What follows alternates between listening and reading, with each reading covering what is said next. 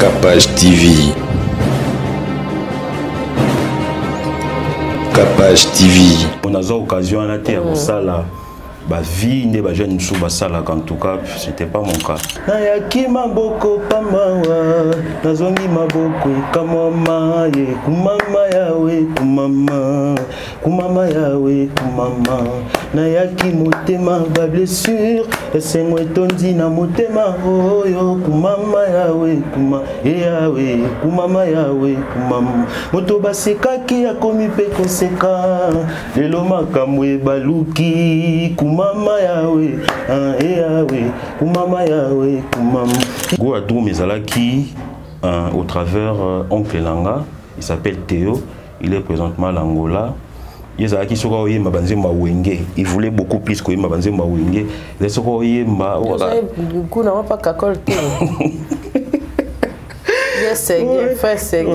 Bon, en tout cas, n'abé d'abord mon pied. Kumama yawe, kumama yawe, kumama. Nayaki motema ba blessure, esengo etondi na motema oyo kumama yawe, kumama yawe, kumama. Au fur et à mesure, dans la musique, j'ai commencé à écrire des cantiques. Okay. Je me rendais compte que j'ai commis Nzemba Chiluba. Je ne suis pas louba, mais je me dis, j'avais des inspirations comme ça. Ça, la featuring, ils ont un sentiment, ils ont la featuring. Featuring, premièrement, Soki, ils ont un Nzembo, Nzembo, Nzembo, na tembre, ya pasteur Mike et Osima. Nzembo, na tembre, ya pasteur Henri Papa et Osima. Visibilité. Est-ce qu'il passe sous tembre? Oui, il y a un Zoloba. Alors, deuxièmement, featuring Basala par recommandation divine Maman Capage. Ne faisons pas de featuring pour la visibilité tout simplement. Non.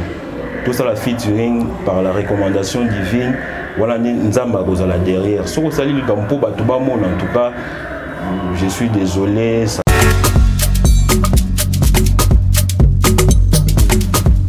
Choisissez le service de Maman Chimène Cargo et bénéficiez de plusieurs services tels que le fret maritime, chargement de 5 conteneurs en un seul jour, service cargo rapide de manière à ce que votre conteneur arrive à bon port dans un délai de 35 jours, un service de fret aérien pour que vos marchandises arrivent par avion dans un délai de 3 à 4 jours. Maman Chimène dispose également d'un salon de coiffure mixte, coiffure homme de très haut niveau, coiffure femme avec des professionnels de la beauté et du look. Un salon qui respecte toutes les normes. Chez Maman Chimène, il y a aussi un restaurant qui vous met à votre disposition un petit déjeuner dès 8h à 10h tous les jours, ainsi que le grand buffet de 13h à 23h avec une multitude de repas africains. Rejoignez tous le service exceptionnel de Maman Chimène 6 à Dubaï, Moon Royal Hotel, Deira, Maman Chimène Cargo Service. Toujours près de vous, on vous accompagne en tout pendant votre séjour à Dubaï. Yo l'équipe, ici Lévis, l'ambassadeur de l'amour, juste pour vous dire que je vous conseille fortement de contacter Tam Tam Voyage pour vos voyages et déplacements. C'est eux qu'il faut contacter. Ponctualité, professionnalisme, il n'y a rien à dire. J'ai passé un séjour très agréable en compagnie de Tam Tam Voyage. Contactez-les, c'est eux les numéros 1 du moment. Love.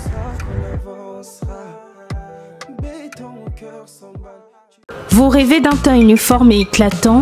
La gamme des produits Rude Beauté vous offre un soin complet pour teint d'ébène et pour teint clair. De la lotion à la vaseline pour lèvres, sans oublier les savons et les sérums pour acné. Sa gamme de produits variés élimine les taches et imperfections de votre peau tout en la gardant éclatante et uniforme. De beauté et Rude Beauté. C'est que la maille est dans Rude Beauté.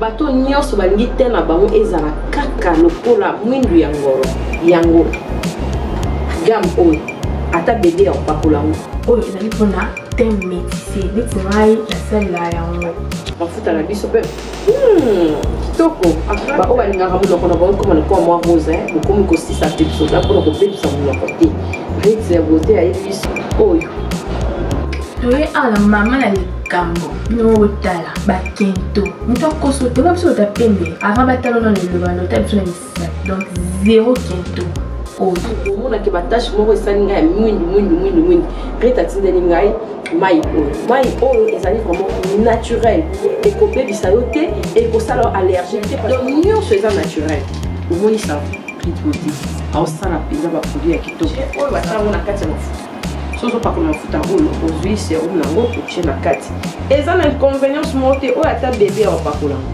nazo recommandé bino bagame ya Ritz Beauté bozala vraiment déçu te. En tout cas bosela Ritz Beauté ana ba produit malamu pona kosola bino oyo zona pona bakento surtout nazo meta c'était botala arnama bomoni déjà bakento ezate ba noir ezate misatu na ya kosola likolo na tingani kana Ritz Beauté umela.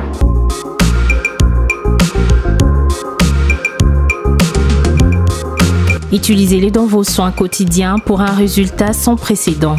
Fier de ma peau, fier de Ritz Beauté. Vous êtes à Kinshasa, à la recherche d'un cadre au confort moderne pour vos séjours? Une gamme des meilleurs services pour votre entière satisfaction vous attend chez Hosanna's House.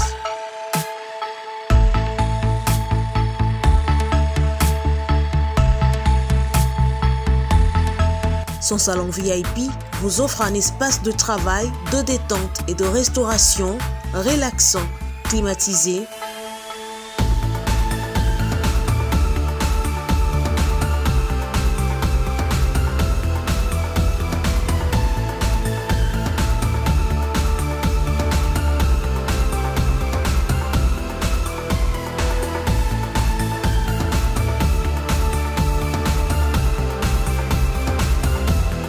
Et ouvrant sur un balcon qui vous offre une très belle vue. Et d'une cuisine entièrement équipée.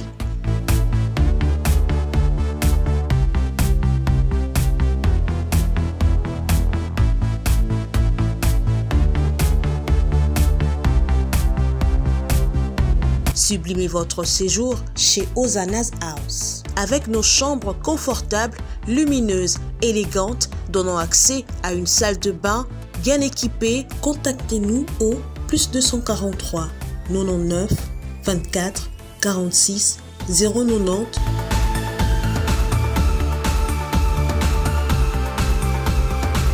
ou encore au +61 420 513 456. Situé à Kinshasa au numéro 5 bar A du quartier Malandi 1 dans la commune de Matete, référence à Revodacom, un accueil exceptionnel chez Hosanna's House.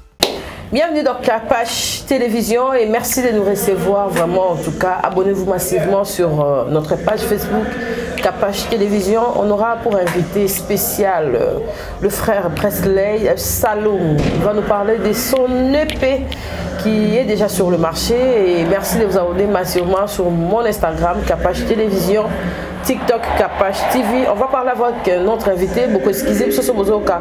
Moi bah briller Mikia tous en tournant dans l'église. C'est normal et le dimanche de réaliser émission en tout cas. Vous tenez un peu rigueur. T'es émission déjà. Mais en tout cas, tout de suite, il y a le Sambo. Merci d'avoir Rolanda Bisso, vous s'abonner massivement. Frère P. Aoloba, page naïe officielle. Capache Télévision, tout ça pour un bateau et belé. Émission faite réalisée au Banda Kalamé. Vu, le programme est qui non moi bouleversé, mais l'autre bité. Il faut ba nzambe ba yoka et puis ba yeba lokoni ya motuya frère Saloum à Bombeli Bisso ba nananzambe. Bienvenue mon frère et bonne santé. Merci maman Kapachi, santé malamu, je fais grâce. Ok. Merci beaucoup. Frère Saloum, ndegeni yambaye kolo. Merci, en tout cas, merci Nabalanza Mignon Sobazola Nabiso. Je vous bénis par le nom puissant de Jésus-Christ. Amen. En tout cas, je crois que nous avons du début jusqu'à la fin de cette émission. Et je vous remercie personnellement, Maman Kapachi, pour votre hospitalité. En tout cas, merci beaucoup. Pour commencer, au tenir la question, en tout cas, moi, c'est depuis l'enfance, je peux le dire. Hein. Okay. Mes parents, depuis bon mois, je me souviens chez Maman Langui, à l'église Maman Langui, retraite. Là, j'étais encore petit, mais quand même, j'ai gêné quand même. Quand même, jeune. Puis, c'était comme ça. Donc, j'étais dans Banda Mamanzambe depuis l'enfance, en tout cas. Je n'ai pas eu bon, on a bien occasion à la terre, ça, là. Vie, des jeunes sous ça, là, en tout cas, c'était pas mon cas. Donc. Vraiment. Merci, c'est facile, vous allez moi en Nzambe. En tout cas, moi, en Nzambe, c'est facilité. C'est vraiment facilité. Jeune âge. Vraiment. Moi, en Nzambe, c'est la facilité. Kosala maman nzamba zolo bande ba passer ba terre biso eza vraiment facilité kotambola na kobanga nzambe. Nous avons en tant que jeunes tous on a besoin kende boye o mela masango sala boye mais koto sa makambo wana nyonso en tout cas ce n'est pas facile. C'est par la grâce de Dieu né toujours résister jusqu'à présent nous demeurons dans la voie de l'éternel. C'est pas facile, maman Kapachi. Ok. Merci d'avoir Olanda Bisso. Aux ressortissants, il y a l'église Nini. Aux ressortissants, il y a l'église Péniel chez le pasteur Wallo. Ok. Wallo Moutinga Malachi, le pasteur. Merci à pasteur Wallo. C'était la première prédication l'un de ces 4 matins où Athé a vraiment bien et tout. Comment la chaîne on dirait oui. La chaîne la TNT. Oui, tout ça la chaîne Délivrance TV. Délivrance TV. La TNT oui. Nous avons une chaîne de télévision. Toi Soroyer serait vraiment béni. Oui, il fait une émission. Tu as fait rappeler la perte de vue, mais parmi les pasteurs on appréciera vraiment pour histoire naïe. Il y a Kokola naïe, Zaki un peu la difficulté, mais il y a un témoignage naïe. Et là on est différent dans la carrière, il y a pasteur Wallo. Merci maman papa. Ok. Et là on est différent il y a pasteur Wallo, il y a d'abord persévérance naïe qui n'a pas Nzambe. Ok. En tout cas, mon pasteur a une étape difficile dans la jeunesse. En tout cas, on peut dire qu'il a vraiment souffert. Et tout, tout ça, on souffrir, mais tu peux aussi faire autre chose. Il a persévéré dans la voie de l'éternel jusqu'à ce que Nzamba Pambolier a commis Oyazalelo. En tout cas, c'est un grand témoignage. Et moi, personnellement, ça m'édifie. Ça me pousse encore à me réconforter dans la voie où Nazalango Nanzimakiata, le Simbité, Lobeko Simba, Maman Kapachi. Donc, ce sont les plus grands témoignages où Nazalango et pas Pascal Nanga. Deuxième question, Lobby, qu'est-ce qui. Et pour ça, vous avez vraiment. Bon, l'église a passé à Wallo, ils allaient quitter Toko, les allaient à Pembeni, c'est juste à Pembeni. Il y a place de Fanda. Et puis, le roi Nazala qui, bon, je crois, on aura le temps de parler de mon histoire. Nengeni Nakomaki musicien, mais tant on a remonté que la drum, et c'est là qui a adhéré, Bandekonara, Bamimaki na l'église a passé à Wallo. Puis là, je vois le pasteur Pilo Moyenge Beneki à Lubumbashi. Il gère maintenant Gaël Lubumbashi. En tout cas, c'est l'un des serviteurs de Dieu qui m'ont vraiment poussé dans ma Nzambe. Yende Azwa Kinga, Mimina na église Péniel, et puis tout comme travail jusqu'à ce que attaque drummer. Là, pour la bande qui est drummer, après, na comme par la grâce de Dieu. C'est que Koyemba, ils ont une relative sur ma petite histoire. Bon, Koyemba, ok, merci. Et puis Gouadroum, aux gens ok. Gouadroum, qui, au travers Oncle Langa, il s'appelle Théo, il est présentement à l'Angola. Il voulait beaucoup plus que Yemba Banzemba Wenge. Il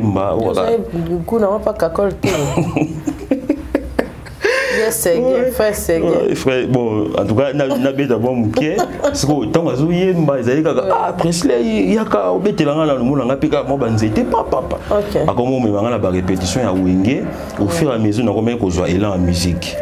Tant on a osé élan, après, on a compris qu'on y est, cola, on a compris dans l'église, on a salipé moi, recherche, type pendé. Donc, étape dans la musique, j'étais d'abord drummer. Et puis, au travers le pasteur Pilo, on a l'oublié dans le Lubumbashi, na groupe d'adoration église abandaki kolakisa biso. Ah mais moi na wenge moza en fait église. Bon, en fait, j'étais petit, oui. Moi, vraiment, je crois, 13 ans. Hein. Okay. J'étais dans conscience que j'étais ma cité. Surtout, on m'a mis en église. Voilà, c'était vraiment l'église.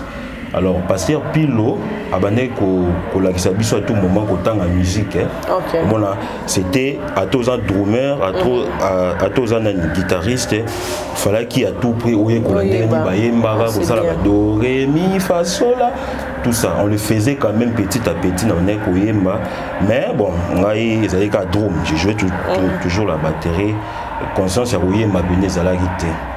Et puis, au fur et à mesure, dans la musique, j'ai commencé à écrire des cantiques. Okay. Je me rendais compte que je ne suis pas louba, mais je me dis, j'avais des inspirations comme ça. Et puis, tant on a là, par la grâce de Dieu. En fait, nakomi na lingala, mutumoko na Chiluba. Et puis j'avais fait une animation comme ça, même si on a moi idée, mais je crois dans ça la mobilité. Et puis, tant on a commis qu'on évolué, na côté qui na groupe il y a pasteur Michel Koussa, ou azala qui guitariste na groupe il y a pasteur Mike Kalambaye, et na langwa na tikanyo sobutu na mo tout ça. J'ai joué, j'ai évolué chez lui et puis na komaki kozwa na jo PCP merci pasteur Michel Koussa en tout cas que mon Dieu vous bénisse pour tout ce que tu as fait pour moi. Vous avez contribué pour moi d'une manière ou d'une autre dans l'écriture. En tout cas, c'est parmi les rares artistes en Boka Biso Bakomara bien. Et m'a influencé dans le Komanae et puis moi-même, j'ai eu inspiration jusqu'à ce que j'ai eu Nzembo. Ok. Je commençais à écrire. Ça fait l'église, oui, dans le groupe d'adoration, tout ça, qui a animation, Nzembo. Moi idée ah frère tout ça là tout ça et puis c'était comme ça jusqu'à ce que tant maturité vraiment est na komisko kokoma banzembo. OK, ça fait combien d'années déjà? Oui bah depuis na kokoma banzembo. Bon en tout cas la maturité vraiment na joué en haut depuis 2013 hein, maturité. Mais là, j'ai joué toujours la batterie, mais déjà j'apprenais gagner Coco Manzembo en 2013. Bah test na aussi là, vous avez frère ni aussi vraiment la test là-bas. Test. En tout cas, ma frère na frère pasteur. Ma frère pasteur. En tout cas, bazar est belé. Nous avons le pasteur Moïse Mbié, nous avons le pasteur Mike Kalambaye, nous avons le pasteur Henri Papa, nous avons le pasteur Lode, il n'est pas comme bien. Nous avons aussi, en tout cas, Bazé Bélé. Bon, je rappelle, pour ça, là-bas, en featuring, ils sont au talent. Oui, oui. On peut inviter Nani. Par émission, on peut. Et qu'on ça bien, à Yoka quand même. Featuring. Bon, en tout cas, Maman Kapachi, je voulais dire, souligner quelque chose dans le point où le lobby.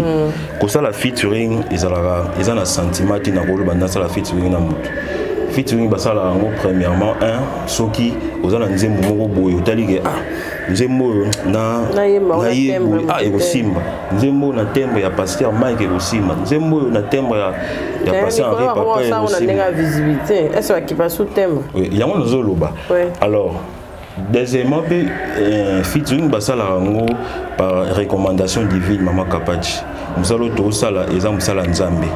Je ne peux pas me dire que la mouki bon, qui ne va passer Moïse Mbé featuring alors que nous avons tu peux, là j'aimerais vraiment parler aux hommes, aux enfants de Dieu.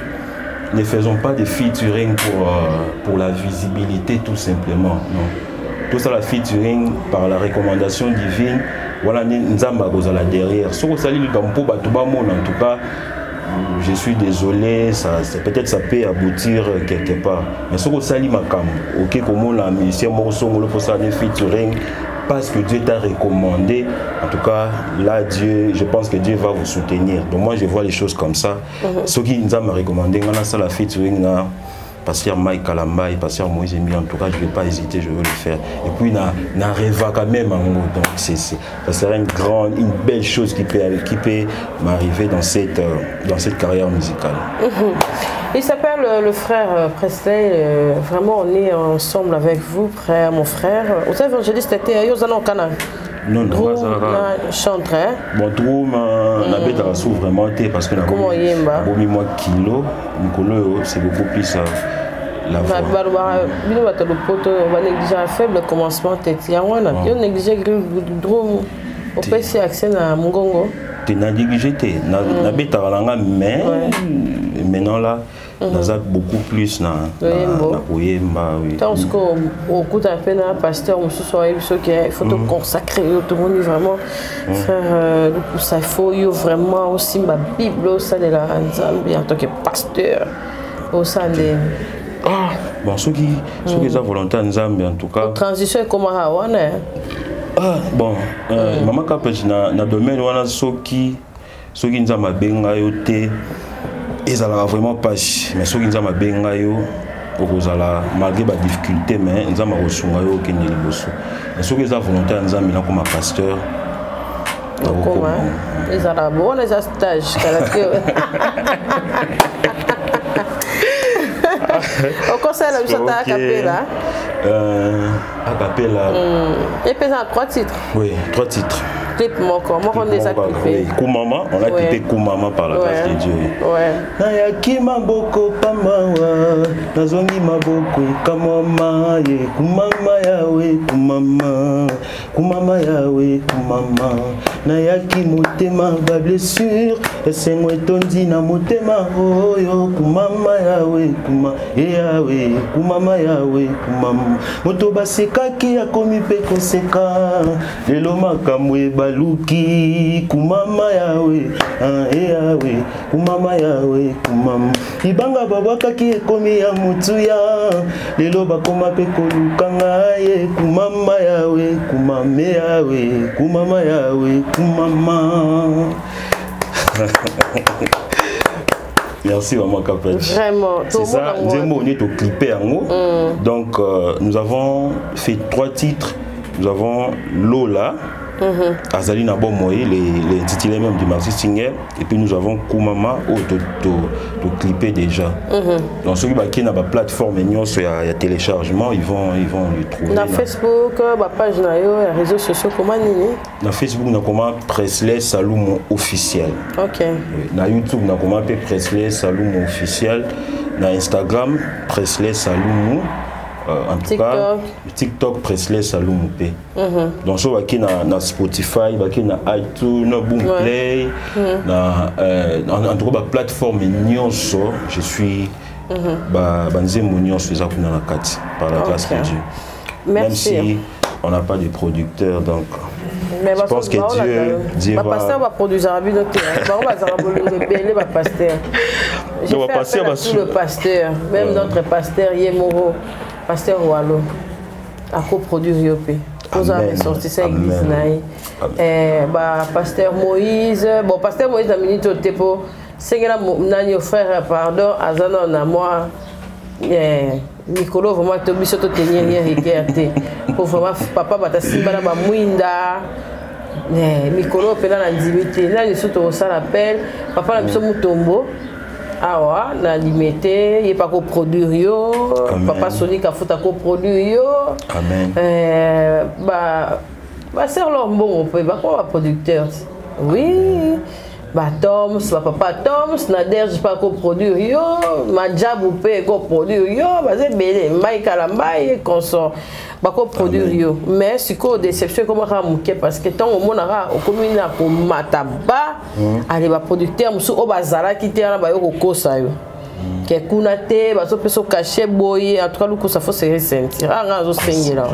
Ponga moi muké ba yo ka ngomona ko deux frères ata ba tio pas moi faut za la reconnaissant. Vraiment c'est une chose que oh ils ont c'est la bana nzambe et puis ba te belé banzela moi baby si monter ma mutu nous avons comme une réticence or que batinyo soza ndenge moroti sikoto to lobela nanu banze mukuma mato ki yango titre ni suna ni sus o titre ni bale wana na Lola mokano nazwanga yoyo ezalaki nango ya pamba te Yesu liziba mai na bomo nanzima kopesa yo motema natalelani motopo na nini lobi akoki mpe kokufa tango makambo eliaka nzoto adresa biyano mwana nzambe lole ezongalangala kuna likolo ezongalangala kitsa bokonde ezongelangela kuna likolo nyonso tozolukeza kuna na lole.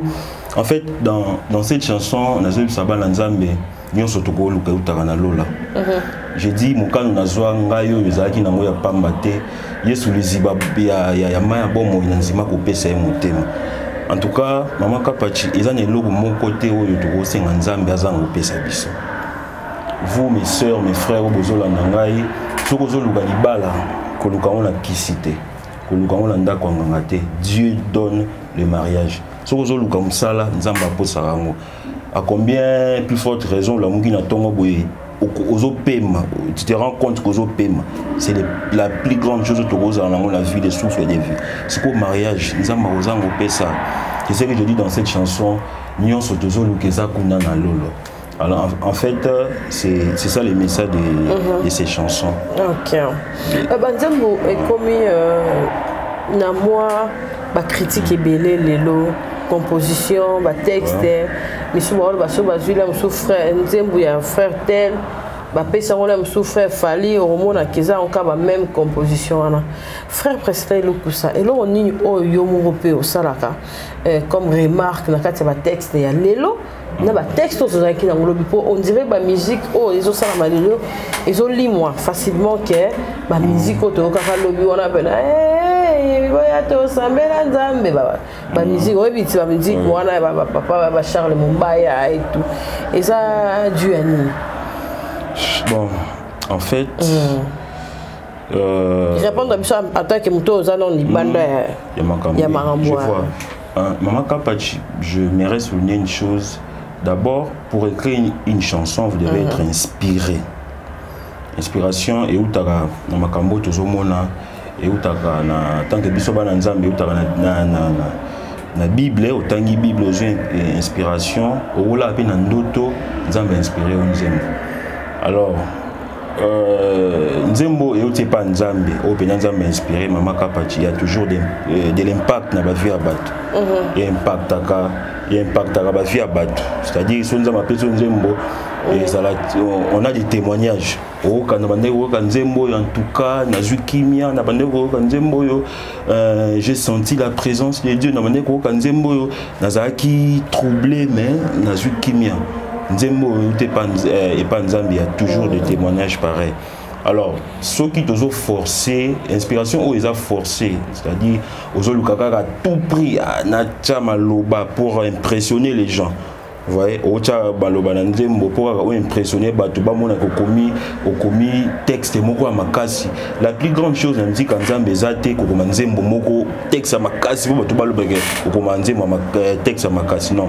La plus grande chose est ça, yemba malobo Nzamba pesio yemba. Même si c'est simple, Mama Kapachi, mais juste dans cette simplicité-là, Dieu peut transformer une vie. Nous, le ministère chrétien, j'aimerais encore le dire, tout impressionné, tout na texte, ce n'est pas ça le plus important dans notre carrière.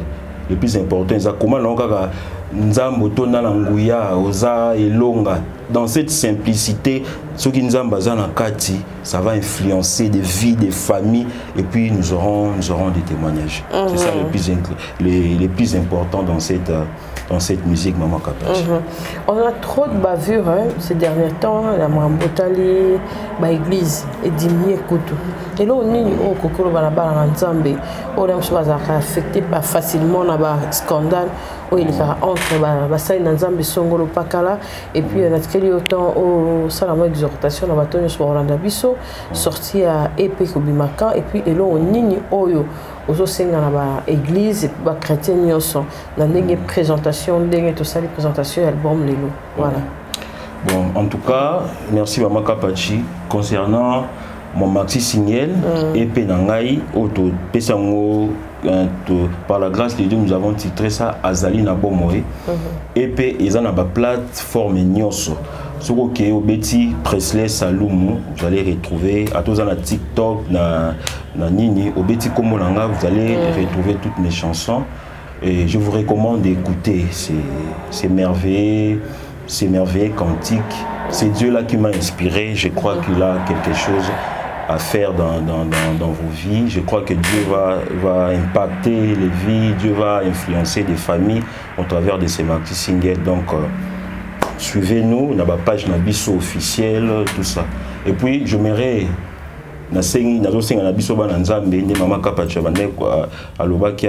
quelles que soient les réalités, la vie, quel que soit tout ce que vous pouvez vivre, quand on est titre Azali Nabomoe, c'est Dieu là est vivant. Nous prions un Dieu qui n'est plus dans les tombeaux. C'est avantageux pour Nabiso Bananzam. Il est déjà ressuscité. Alors, nous sommes Luka et pas Nzambe à Pesaka. Tout Kangamana Nzambe, tout Kangamana l'église Nabiso, allons prier Dieu. Tout Kangamana, je ne sais pas, Naba pasteur, mais tout Kangamana Luka Nzambe, l'église, tout ça.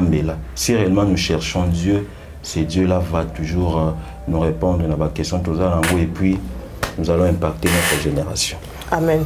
Être parent et recevoir Jésus-Christ comme Seigneur et Sauveur, l'avantage dans les années. Est-ce que vous aurez appelé tant? Il y a Rosala Yomoko tuteur, il y a Ekodim, il y a Nda Kunayo, pour la bana et puis pour la bana il y a famille ou bien pas souvent parce que on a vraiment le parents est belé, à chrétien mais à temps il y a quoi édifier bana na yemoroté bande ko na yemoroté à famille plus ces amis l'église plus ces amis batalibanda on a eu avantage des années et puis là on y a salara na oya belé oyebi en tant que chrétien la famille. OK. Début de Zoloba, moi et ma maison nous servirons l'Éternel. En tout cas, moi de ma part, j'ai toujours cette on organise toujours la science Moko, moi et ma famille au Tozalagawana. On a toujours eu bataille à partage, tout partage à parfois. Donc on a raté mais au pressentir nini. Non, toujours dans le passage biblique Moko tout partager. Parlons de la part de Dieu. Combien de fois par semaine? En tout cas, ça peut se faire même 3 fois par semaine. C'est important. C'est fait 3 fois. Et puis, on organise des cultes familiales, tous ensemble, parce que prière est très important dans ma famille, maman Kapach. Si vous avez un logo diable à Bundi, ça va un mariage, ça va une famille. Parce que c'est que ceux qui ont tabali, il y a des bénédictions liées au mariage. Alors, les diables cherchent à tout prix à combattre. Alors, dans nos familles, nous devons vraiment prier. Il faut tout parce que le diable n'est pas content. Donc la prière, l'exhortation dans nos familles, c'est vraiment très important. Un message par rapport à tout le chrétien et puis on est sur Orlandayo, on répétait sur place ni Togozo. Album, on a disponible un mariage, événements et puis parce que tout ça censé avoir numéro, na ba culte, na ba église, na toujours accueillir tu banda bobani ba bengala mususuyo pour intervenir et ça la mandé.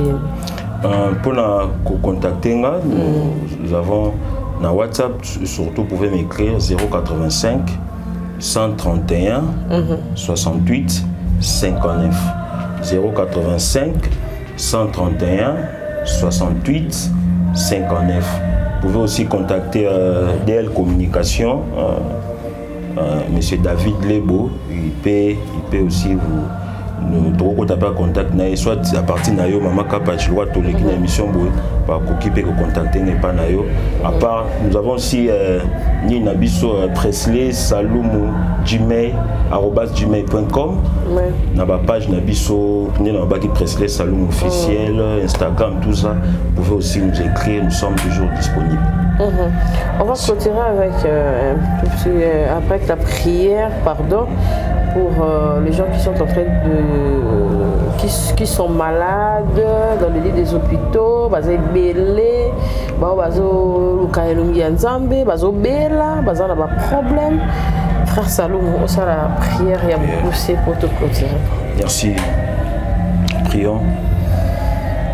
Éternel Dieu des armées, les dieux de toute capacité, les dieux véritables, Père, je viens présentement en ces moments te confier tous ces personnes qui sont malades. Ils sont dans des hôpitaux, dans des situations difficiles. Éternel Dieu, je te prie de leur guérir, ceux qui sont malades. Je te prie, Éternel Dieu, au salabango bolam. Bazoluka misala, bazoluka, je ne sais pas quoi, Éternel Dieu, satisfaire ma besoin na bango, salabango bolam, Éternel Dieu, parce qu'il n'y a pas quelque chose où ils ont ma casse, il n'y a pas un cas résistant devant toi, ils ont la capacité de changer la situation, ni en son avis à banana, Éternel Dieu. Quel que soit milieu au Bazali, quelle que soit la difficulté, ils à la base ici dans le monde entier, papa, salabangomolam, que tout ce que le diable a prévu de mauvais dans leur vie, non ce diable a comploté pour détruire la vie na bango, Éternel Dieu, et si maté au nom puissant de Jésus-Christ, j'ai ainsi prié, Éternel Dieu, et je te confie, maman Kapachi, cette émission entre tes mains, papa Salaï Bolam, ba projet Oyazalango Mokondi et Kokisama au nom de Jésus. Dans mes missions et comme internationales, les missions et comme à niveau y même à penser qu'il n'a pas éternel Dieu. Bénis cette émission, bénis tout le monde. J'ai ainsi prié au nom puissant de Jésus-Christ. Amen. Amen. Que l'Éternel Dieu vous bénisse. Merci. Merci d'avoir répondu positivement à mon invitation, l'invitation de Kapach Télévision. Vous êtes le bienvenu. Merci d'avoir rebalandi biso. Tokutani prochainement. Ils ont la frère Salomon Presley et Sali biso vraiment bien. Koutanaye prochainement. Tu as la question et belé de sous collègues. Oh, tu te autant et puis tu peux sur la bonne chance pour la voyage. Merci. Et Jalaka yo. Décevoir public chrétien sur Rolanda na Kapach Télévision. Abonnez-vous massivement à la page là prochainement sur ton contenu, ça veut vraiment que tous les cas qui a tout le monde qui rentabilité qui malam. Bye, à la prochaine. Bah remerciement la banane. Na pesi ba remerciement na David Lebo. Na chuta qui pour la affiche. Oui. Affiche. David Lebo dans DL Communication. Bon on est basala qui affiche wana et puis les clips au bazomona tout ça linaé. Puis je remercie je salue ma femme à la maison, toute ma famille en tout cas. Que Dieu vous bénisse. Merci. Madame Priscille Mavouba. C'est elle ma femme. Maman Priscille Mavouba, fois Bimak. Vraiment. Famille Beyeba, qui est papa Za. Ok. Vraiment. Merci en tout cas. Merci et prochainement. Merci. Kapach TV. Kapach TV.